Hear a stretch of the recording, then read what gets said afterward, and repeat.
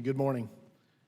Chairman Norton, Ranking Member Davis, and Chairman DeFazio, and members of the subcommittee. I'm Rodney Noble. I've been handling transportation for PepsiCo for over 3 decades. PepsiCo is pleased to be here today to discuss our efforts to improve truck safety and reduce emissions.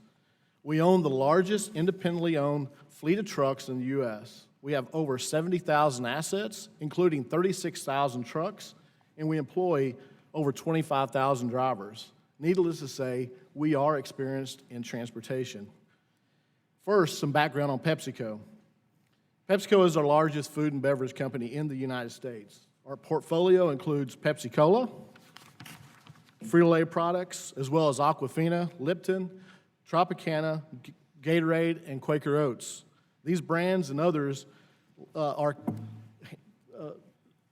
enjoyed by our consumers over 1 billion times a day around the world. With our franchise bottlers, we employ and support the jobs of nearly 140,000 Americans in all 50 states, the Virgin Islands, as well as the District of Columbia. We have 94 U.S. manufacturing sites, many in your districts, like our Quaker plant in Cedar Rapids, Iowa, our Pepsi plant in Cheverly, Maryland, our Frito-Lay facilities in Canton, Ohio, Jonesboro, Arkansas, and Dallas, Texas. PepsiCo is committed to reducing our absolute greenhouse gas emissions by 20% by 2030. We've made significant improvements in our fleet efficiencies by broadening our fuel use. We currently operate 1,500 alternative fuel vehicles. More specifically, PepsiCo owns one of the largest commercial fleets of electric vehicles in the U.S. and are exploring more use of electric power across our fleets. Frito-Lay has increased the use of our renewable natural gas, allowing us to cut diesel fuel by 30%. We are on track to cut conventional fuel by 50% by 2020.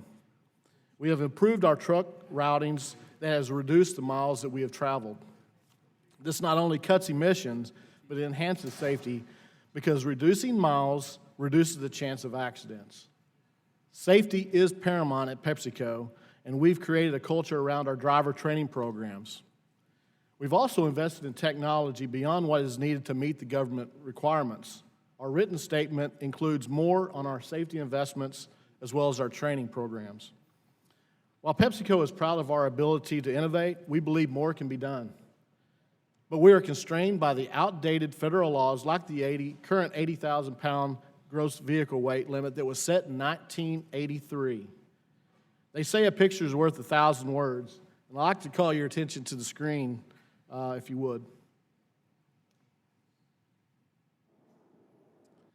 If you look, you can see the standard 53-foot trailer that is generally limited to 80,000 pounds in the U.S. that operates on 5 axles.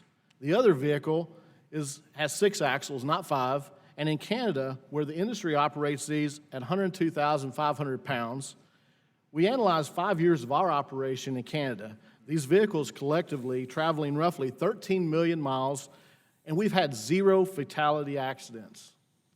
PepsiCo is a member of the SHIP Coalition, which supports a pilot program to allow single trucks on the interstate at 91,000 pounds, with the requirement of the 6-axle. SHIP believes this modest increase, subject to important safety and infrastructure protection conditions, would reduce road wear, emissions, and increase safety. Under this proposal, our products can move with fewer trucks. This leads to fewer miles, reducing the chance of accidents. This pilot would help reduce emissions, address the nationwide commercial driver shortage. The federal government can also address this issue by passing the Drive Safe Act, which I detailed in my written statement. In conclusion, PepsiCo is committed to improving our transportation operations. I've been doing this job for 30 years, and what keeps me up at night is what a lot of the folks here has talked about, is the safety of our drivers, the operational efficiency, but also attracting the next generation of drivers to the business. This hearing could not be more timely, and we look forward to working with you to address these critical challenges. Thank you for the time.